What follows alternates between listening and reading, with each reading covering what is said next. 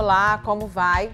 Hoje vamos falar sobre mineração na Serra do Curral e sobre barragens de rejeitos.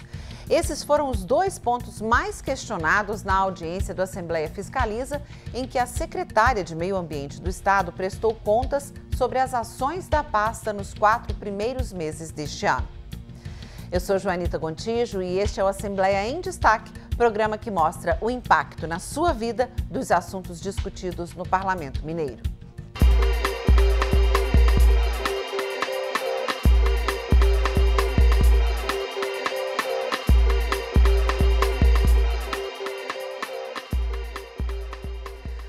O Parlamento continua a fiscalizar o trabalho das secretarias do governo do estado. Hoje foi a vez da pasta de Meio Ambiente vir aqui trazer os resultados da atuação nos últimos meses. Como não podia deixar de ser, a mineração na Serra do Curral voltou a aparecer e dominou os debates.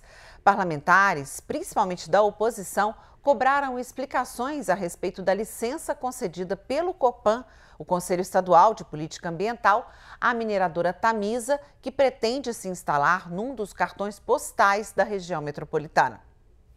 A secretária afirmou que o processo teve início em 2014 e que a licença foi concedida com base em análises técnicas.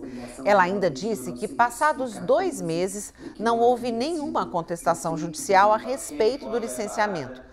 Marília informou que, apesar disso, a Tamisa está impedida de iniciar as operações porque ainda não tem a licença de manejo de fauna, ou seja, um conjunto de técnicas que permitem o aproveitamento de forma sustentável e a conservação dos animais da região.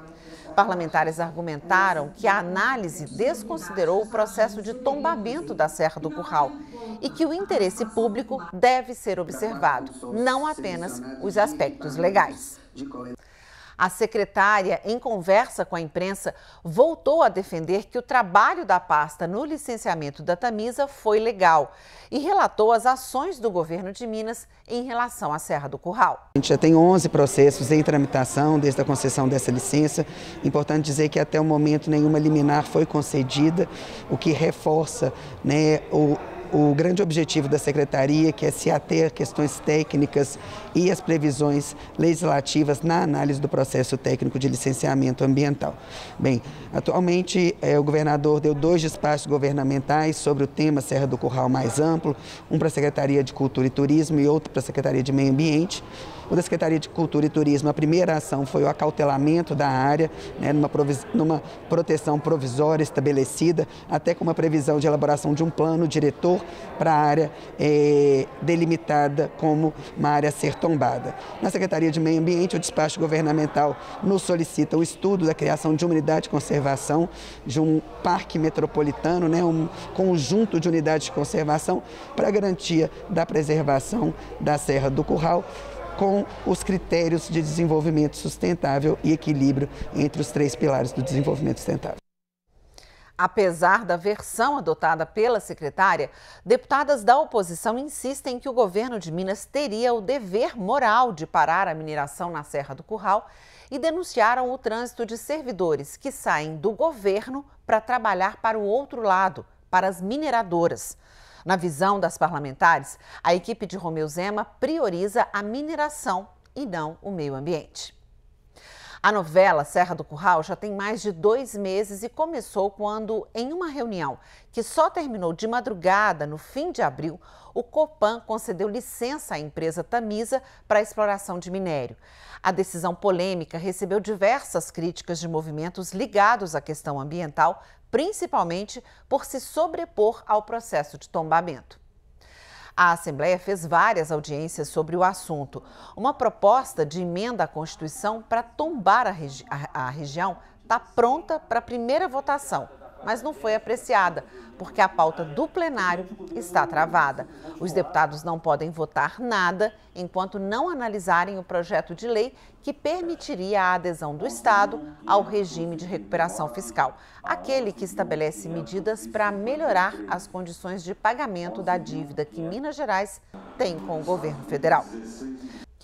Outra questão abordada no encontro foi a desativação de barragens de rejeitos de mineração. Os rompimentos das barragens da Samarco em Mariana em 2015 e da Vale em Brumadinho 4 anos depois são os maiores acidentes de trabalho registrados no Brasil e as piores tragédias humanas e ambientais do país. As duas estruturas foram construídas pelo método do alteamento a montante, que vai subindo em degraus à medida que o volume de rejeitos aumenta. Esse tipo de barragem passou a ser proibida no estado a partir de fevereiro de 2019.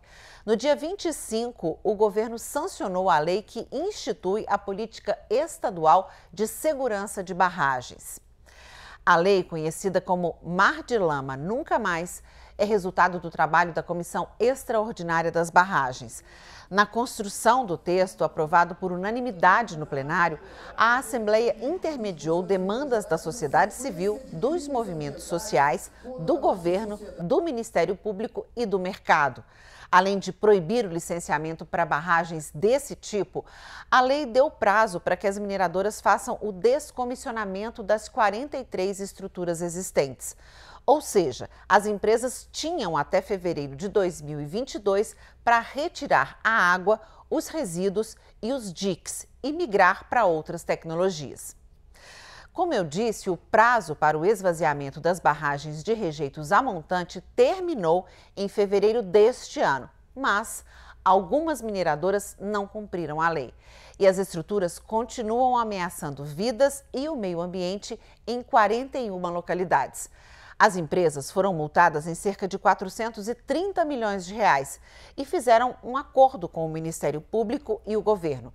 Elas vão ganhar novo prazo para inutilizar as barragens. O Ministério Público ainda não estabeleceu a data. A secretária de Meio Ambiente informou aos parlamentares na audiência que auditorias independentes do Ministério Público estão analisando os cronogramas apresentados pelas próprias mineradoras. O não cumprimento do prazo já era conhecido desde outubro de 2019. 8 meses após a lei ser sancionada, o então secretário de Meio Ambiente, Germano Vieira, afirmou em uma rodada da Assembleia Fiscaliza que mais de 10 cronogramas de esvaziamento das barragens estavam atrasados.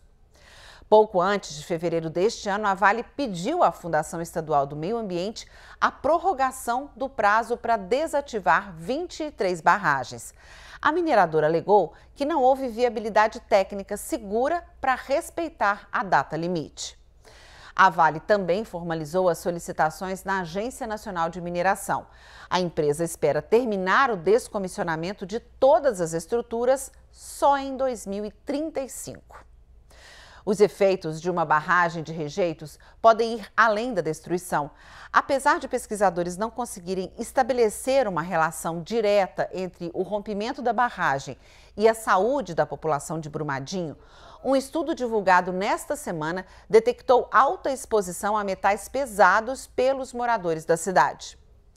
Os pesquisadores da Fiocruz de Minas Gerais e a Universidade Federal do Rio de Janeiro descobriram níveis elevados de metais no sangue e na urina dessas pessoas. Ao todo, são 3.297 participantes do estudo que serão acompanhados até 2024. Entre os adultos, mais de 30% apresentaram níveis aumentados de arsênio total na urina e quase 40% tinham manganês no sangue. Entre os adolescentes, foram detectados níveis de metais acima dos limites de referência em todo o município.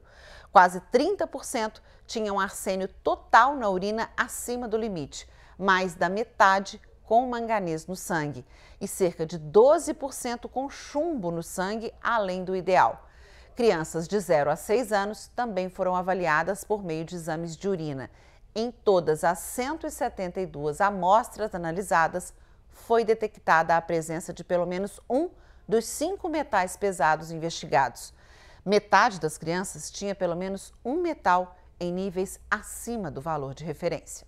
Os cientistas afirmam que os sintomas da alta concentração de metais são pouco específicos, mas de maneira geral eles têm impacto na função hepática renal e também no sistema nervoso central. Eles sugerem que as pessoas tenham acompanhamento médico para saber se ocorrerá algum problema de saúde mais sério. O estudo também identificou transtornos depressivos e de ansiedade na população de Brumadinho. Vamos ver o relato do pesquisador responsável, Sérgio Peixoto. Essa população está extremamente vulnerável a esses transtornos. Então, não é um diagnóstico clínico, mas essas informações nos remetem a uma preocupação maior em relação à saúde mental desse grupo.